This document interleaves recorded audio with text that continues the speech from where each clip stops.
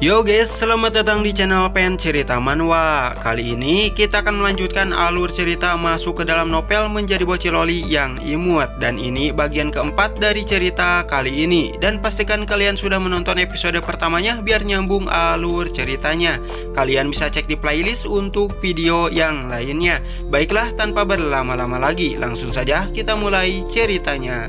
Beberapa hari kemudian, terlihat Kaisar yang sedang mencatat suatu dokumen di suatu gulungan dan ditemani penasehat kerajaan tepat berada di sampingnya. Narator menjelaskan bahwa penasehat kerajaan itu baru sampai menemui Kaisar. Kaisar meminta penasehat itu untuk segera mengatakan apa yang ingin dia katakan. Penasehat itu mengatakan, "Yang mulia, Woliduk sudah menunggu Anda selama 2 jam di depan pintu. Apakah Anda akan menemuinya?"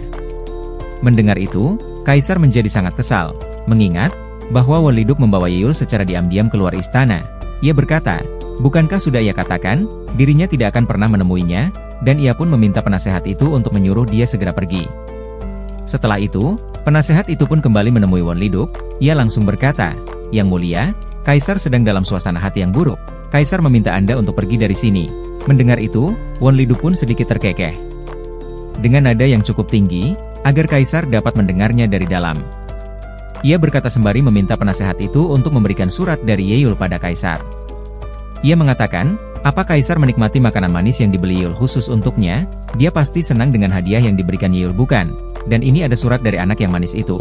Lalu Woliduk meminta menyampaikan pada Kaisar untuk membacanya saat dia punya waktu. Mendengar itu, Kaisar sangat terkejut sampai ia menghentikan kegiatannya. Merasa bingung, penasehat itu bertanya, apa maksud Anda Tang Hulu yang dibeli putri ketujuh itu untuk Kaisar? Woliduk menimpali, apa yang akan kamu lakukan jika itu benar? Apa Kaisar memperlakukan anak manis itu dengan kasar?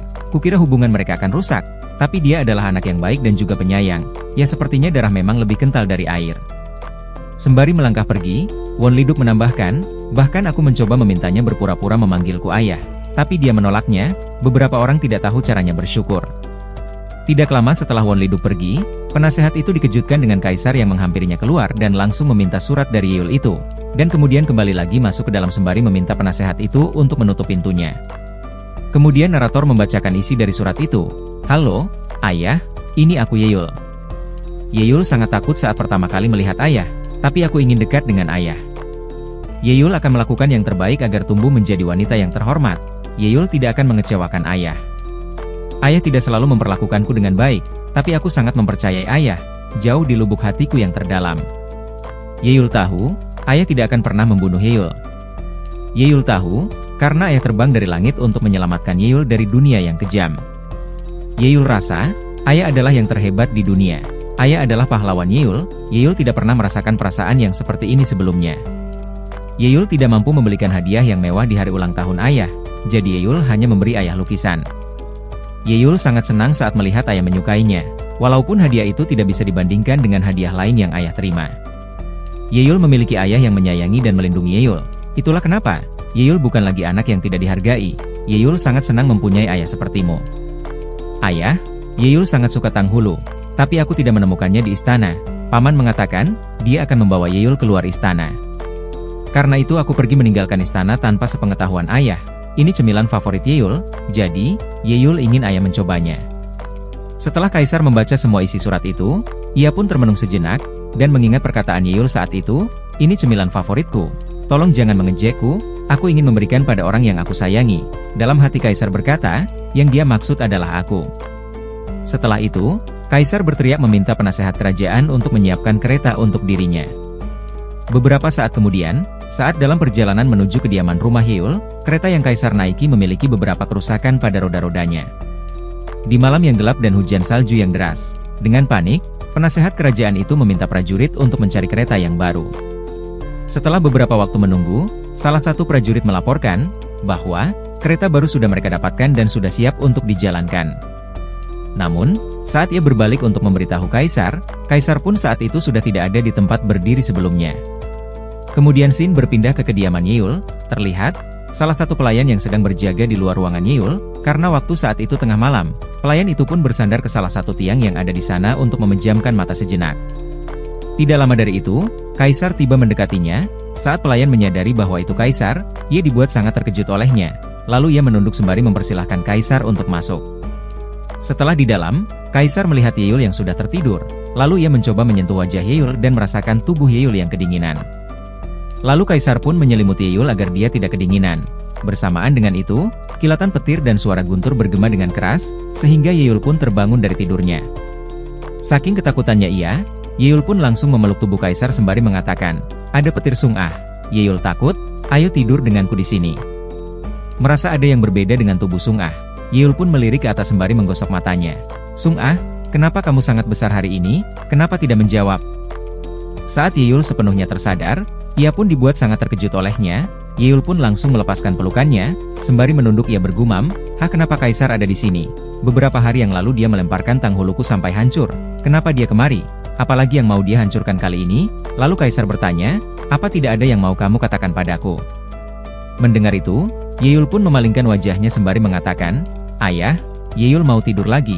Namun, Yeol kembali dikejutkan dengan suara guntur yang menggelegar. Secara refleks ia memegang erat tangan Kaisar, sembari mengatakan, "Tolong jangan pergi ayah." Lalu Kaisar pun memeluk Yeol sembari mengatakan, "Tidak apa-apa, sini anak baik." Kemudian Yeol berkata, "Yeol takut? Ayah, Yeol takut petir, sama seperti waktu ayah melemparkan Tanghuluku ke tanah. Itu hadiah untuk ayah." Kaisar menimpali, "Maafkan aku Yeol, aku seharusnya tidak melempar Tanghulu itu. Aku minta maaf, aku bersalah. Yeol, bisakah kamu memaafkanku?" Mendengar itu, Yeol mencubit pipinya sendiri. Ia merasa bahwa ini adalah mimpi. Dalam hati ia bergumam, "Apa aku berhalusinasi? Apa aku sedang bermimpi? Raja Tiran meminta maaf padaku, pria yang paling sombong dan egois di dunia sedang meminta maaf padaku." Lalu Kaisar meminta Yeol untuk tidur lagi, dan dirinya akan menemani Yeol di sini. Mendengar itu, Yeol pun mencium Kaisar sembari mengatakan, "Yeol memaafkanmu ayah." Lalu Kaisar pun mencium balik pipi Yeol. Singkat cerita, keesokan harinya, Yeol dibuat terkejut dengan tumpukan emas yang ada di atas mejanya. Sung-ah menjelaskan bahwa sebelum Kaisar pergi, Yang Mulia meminta seseorang untuk mengantarkan ini untuk Tuan Putri. Lalu ia mengatakan, Kaisar terlihat seperti kurang sehat. Tadi malam, Kaisar berjalan melewati hujan salju yang deras. Baju yang Kaisar pakai basah saat sampai di sini tadi malam. Mendengar itu, Yeol sedikit khawatir. Ia berkata, "Rapat pagi ayah seharusnya sudah selesai." Dengan riang, Yeol pun berjalan keluar sembari berkata, "Ayo pastikan ayah baik-baik saja." Sung-ah di belakangnya meminta Yeol untuk memakai syal hangatnya karena di luar sangat dingin. Kemudian scene berpindah ke kediaman putri ketiga. Di sini narator baru memperkenalkan pada kita nama dari putri kesayangan Kaisar itu. Ia bernama Yewon-li. Saat itu, suara cangkir yang pecah terdengar sampai keluar aula. Narator menjelaskan, setelah mendengar kabar Kaisar yang pergi ke kediaman Yeol tadi malam, Yewon-li sangat kesal karenanya. Ia mengatakan, "Aku seharusnya sudah membunuh dia dari lama. Beraninya dia merebut ayah dariku."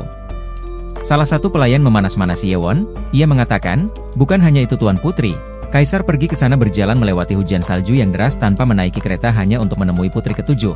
Ia mengatakan juga, saat Kaisar meninggalkan kediaman putri ketujuh, emas, perak, dan juga perhiasan, Kaisar kirimkan. Pelayan yang lainnya menimpali, dia masih berumur 5 tahun. Untuk apa dia membutuhkan harta sebanyak itu? Setelah mendengar itu semua, Yewon pun menjadi sangat marah, sembari menggebrak mejanya dengan cukup keras. Ia berkata, "Aku yakin dia mengelabui Kaisar. Dia hanya mencari masalah. Dia tidak tahu berhadapan dengan siapa." Lalu Yewon meminta para pelayannya untuk mengikuti dirinya. Beberapa saat setelah itu, kemudian Shin memperlihatkan Yeol yang sedang berjalan menuju aula Kaisar bersama Sung-ah. Tidak lama, ia dikejutkan dengan kehadiran Yewon di aula itu bersama para pelayannya. Dalam hati Yeol bergumam, kenapa dia ada di sini? Lalu Yeol pun membungkuk memberikan hormat, menghargai perbedaan usia antara mereka yang muda dengan yang tua. Yewon berkata, "Kemana saja kamu belakangan ini? Beberapa hari ini, aku tidak melihatmu. Rupanya kamu sudah sedikit tumbuh tinggi.